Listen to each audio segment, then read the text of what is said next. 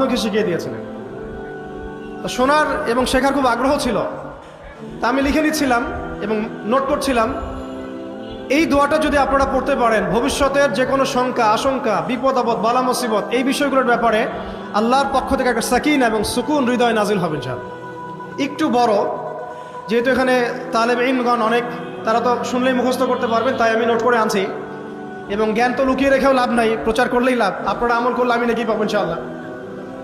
তো এই দোয়াটা হচ্ছে আউযু বিকালিমাতিল্লাহি তাম্মাতিল্লাতি লা ইউজাবিজুহুন্না বাররুন ওয়ালা ফাজির মিন শাররি মা খালাকা ওয়া যারআ ওয়া বারআ ওয়া মিন শাররি মা ইয়ানজিলু মিনাস সামাই ওয়া মা ইয়া'রুজু ফিহা ওয়া মিন শাররি মা যারআ ফিল আরদি ওয়া মা ইয়াখরুজু মিনহা ওয়া মিন শাররি ফিতানিল লাইলি ওয়ান নাহার ওয়া মিন শাররি তাওয়ারিকিল লাইল ইল্লা তাওয়ারিকান ইয়াতরুকু বিখাইরিন ইয়া রাহমান। এই দোয়াটার উপর আমল করতে থাকেন, দেখেন ভবিষ্যতের আশঙ্কা দূর হয়ে যাবে ইনশাআল্লাহ। আল্লাহ পাক আমরা সবাইকে 4টা গুণ হাসিল করার তৌফিক দান।